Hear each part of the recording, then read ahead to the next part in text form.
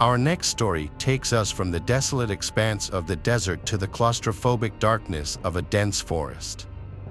Imagine the towering trees, their branches intertwined overhead, creating a canopy that blots out the moon and stars. The air is thick with the scent of pine and damp earth, a symphony of rustling leaves and the snapping of twigs. It's a place of eerie beauty, but also one that can hide unspeakable horrors. A young woman driving home from a late-night shift found herself lost on a deserted road cutting through the heart of such a forest. She had taken a wrong turn, lured off the main highway by a faulty GPS signal. Now she was hopelessly lost, her phone showing no bars, and her car sputtering its last breaths as it ran out of gas. The engine died, plunging her into an oppressive silence broken only by the sound of her own ragged breathing. Fear, cold and sharp, gripped her heart. The forest, once beautiful, now loomed around her, menacing and alive. Every rustle of leaves, every snapping twig sounded like approaching footsteps.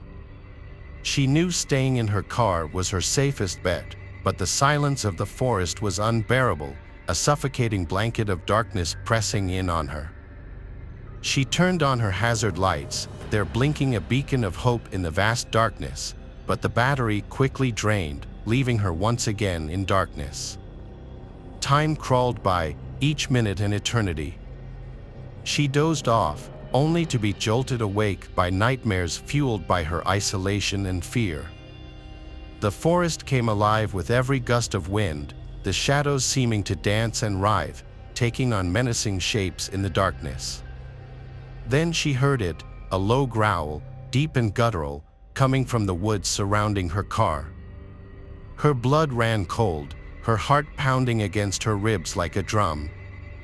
She strained to listen, her senses on high alert, every muscle in her body tense with fear. The growl came again, closer this time, followed by the distinct sound of heavy footsteps crunching on leaves.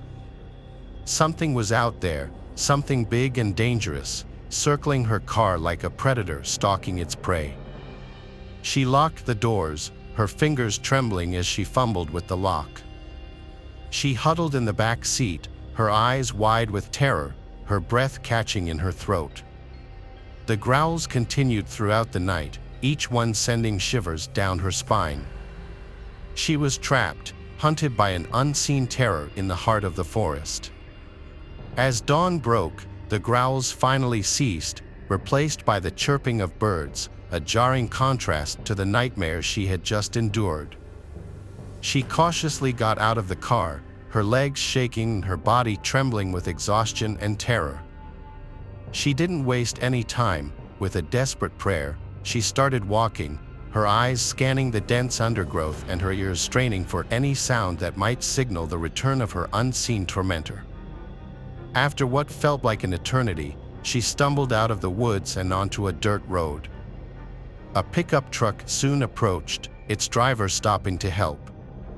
She had escaped the clutches of the forest, but the terror of that night, the memory of the unseen growls, would forever haunt her dreams.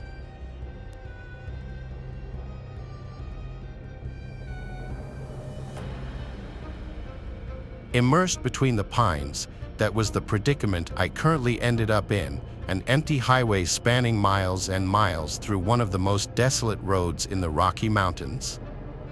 How long had it been since I was at Jim's diner, looking at the sky gray and foreboding, obvious that a storm was on the horizon. There was that smell in the air, sulfur, between the heat of the afternoon and the sudden chill. I could even feel the hairs on the back of my neck stand straight up. Trapped on this highway, with no exit for 40 miles, no car or truck for at least 2 hours, and my bike broken down. Wonderful, I muttered, exasperated. Could today get any worse? I had run out of gas. There were some farmlands a few miles back, lost to the oncoming darkness and surrounding sea of pines. The odd feeling, beyond the sense of being completely alone, was that of truly being alone. No chirp or buzz, even howling, that would animate these mountains, beyond the roar of tires and horns, like life itself had found residence elsewhere, leaving me in this impersonation of the world I once was in. Climbing up the hill, feeling the first drops of rain hitting my leather jacket, I felt the first tinge of fear. Until the end of the hill, I saw an exit, plain as day. The name of the town was Padua, the other name was scribbled out. Padua, I thought. Beggars can't be choosers. The walk didn't take as long as I expected it would. The cut into the pines led to a town trapped in another time. Not a ghost town from the last century with broken-down ranches and general stores, but a town that looked like a postcard from the 50s. That retro look was long associated with the big bop monster movies and drive-in theaters. There was only one problem with the site: not a single soul, nor a single car, was moving throughout the town. Instead, there was only the same silence I had heard throughout the mountain highway. There wasn't much more to think about. I resolved to explore the town as it started to come more into view with each step and push. There was a gas station not too far away, a diner down the block, and, from the looks of it, a hotel in the center between the two. I should name this town Lucky Break. "Hello," I called out, standing at the gas station, my bike parked at a stall. No dust, the pumps were on but locked. Walking into the store, which was open, the lights flickered almost as a response. "Anyone here?" The store was completely packed full of food and drinks, just no worker. "Maybe he's on break," I muttered to myself, trying not to dissect the logic any further. I grabbed a protein bar and a bottle of water. It was still cold and fresh to the touch. There was a feeling that I was being watched. Maybe it was just the eerie feeling of being alone. As the doors shut behind me, I could have sworn I saw a shadow sitting at the register. When I did a double take, I found the store completely empty. Drinking the water and chewing on the bar, it had been hours since I had eaten or drunk anything. I released the trigger to let the gas pump start. There wasn't any other way I knew how to get it to work, no credit card slot, no manual pump on the outside. Must be an older job. When I finished filling up the bike, I took in the scenery and watched the clouds. The bike came to life, and I looked around, still feeling that sense of not being alone. "Oh well," I spoke aloud as I entered the empty street. I decided that, while it was only slightly drizzling, I might as well explore the town. Spanning only a few blocks, lights were on in most buildings. However, there wasn't a sign of a single human, animal, or even insect. Like a model or a set of a movie left alone, tomorrow they'd come back and start again. There were a few buildings I tried. I needed a bathroom anyway. A few cloth shops, nothing that I needed or wanted. Being on a bike limits what can be carried. Then there was a library, stacked with books. There was a theme I noticed, not thanks to the books, but the periodicals. Nothing past the date of 1958. That didn't make sense. The last article read about the local football team going off to take the championship on October 21st. What happened October 22nd? There was too much to think about. The only thing that mattered was finding shelter and maybe getting a proper dinner. In all this commotion, I realized leaving the library that I still hadn't charged my phone. What was I thinking? Finding the diner I had passed before, the setup was one of those tube-like buildings that used to populate the country, slowly disappearing one by one to make way for franchises. "Hello," I left my bike in the parking lot. The rain started to pick up, nothing hard yet, but it was coming soon. Again, I began to wonder why I would even ask. At this point, I'm just going to let myself in. I found a place for my phone to charge. The outlet looked a little weird, but it fit. When the screen came on, I could have guessed as much, no signal.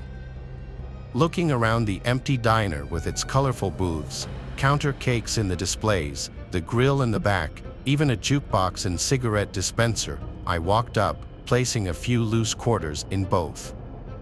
I found myself putting "Jingle Jingle Jingle" on the jukebox, a cigarette hanging out of my mouth. I checked the back room, the grills all worked and even the ovens. Playing with the switches, I found myself even dancing to antiquated songs, singing with a sparse knowledge of the lyrics. There was a fridge full of vegetables, red meat, even a steak. Putting the steak on, I heard "The End of the World" by Skeeter Davis starting to play. The eerie song almost put the sound of complete silence in perspective.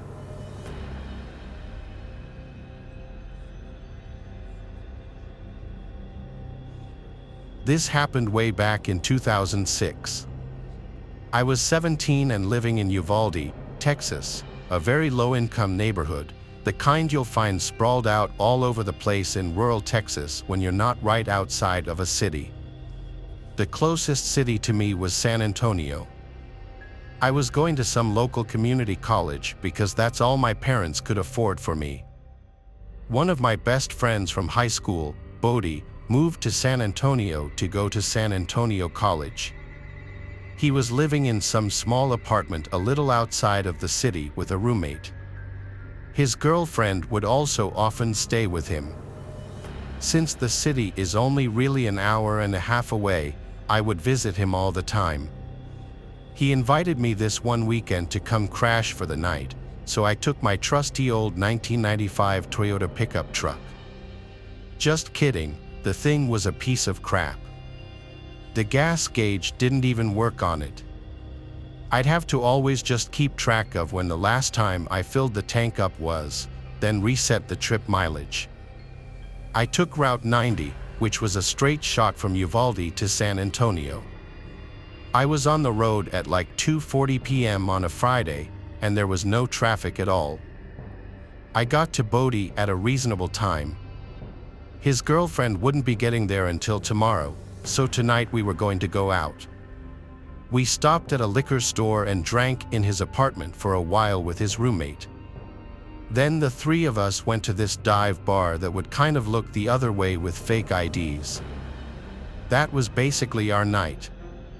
We got back to their apartment around 2 a.m. after getting food. I slept on the couch. The next day would have almost been the same thing, but Bodie and his girlfriend were having issues all day. As the two of them got drunker as the night progressed, she started yelling at him in front of me, and it got really awkward and uncomfortable. I didn't really have much to drink that day because I was already iffy about staying the night with her there.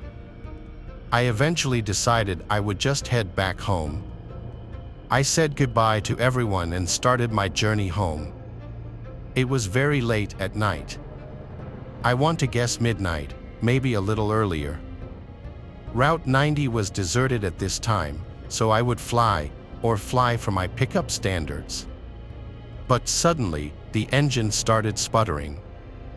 I felt my heart completely drop as I realized I forgot to fill up the tank. I slowed down, but it was too late.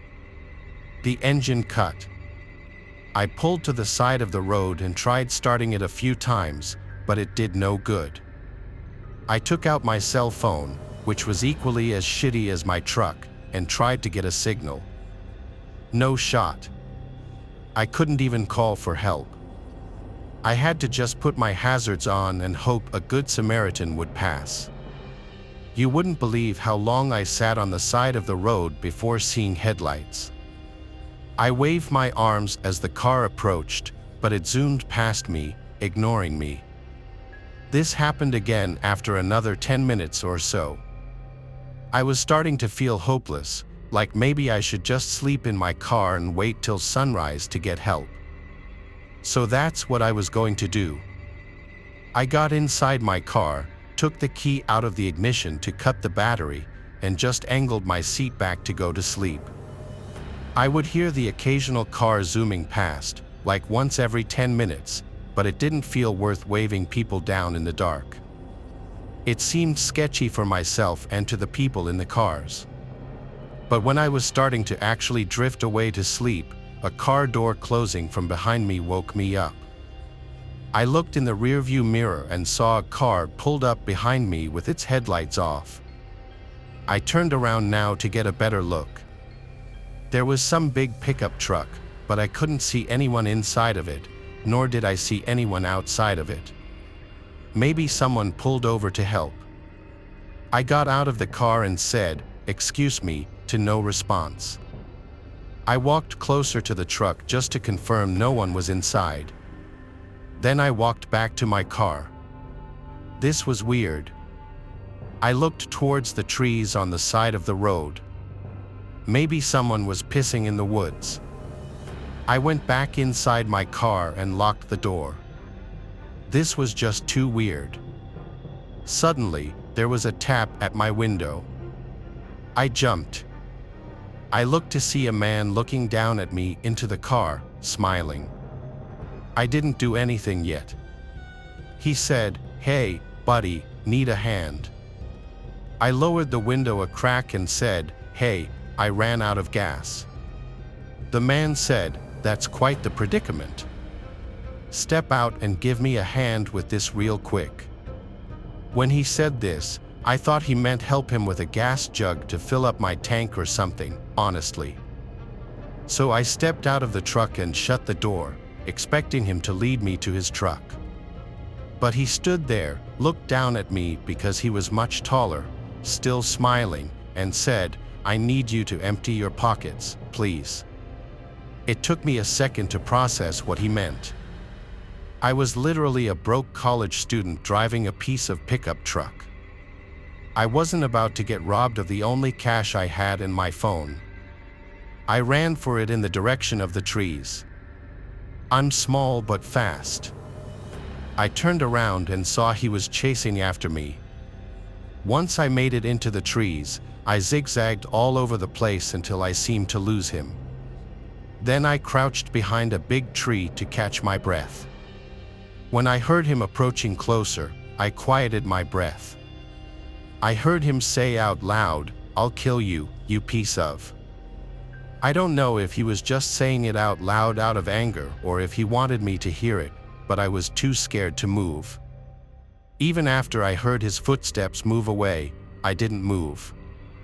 In fact, I stayed in this position the rest of the night, eventually laying behind this big tree up until dawn.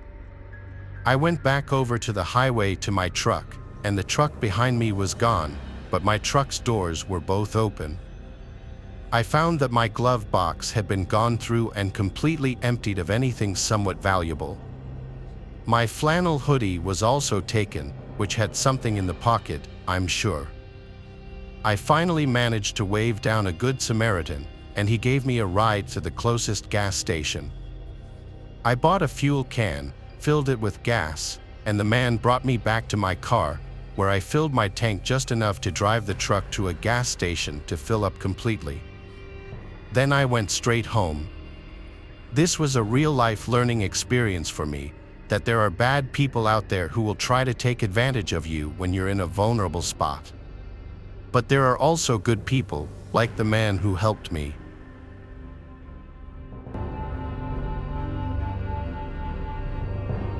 Thanks for watching the video. Subscribe to the channel and turn on notifications to watch the latest videos.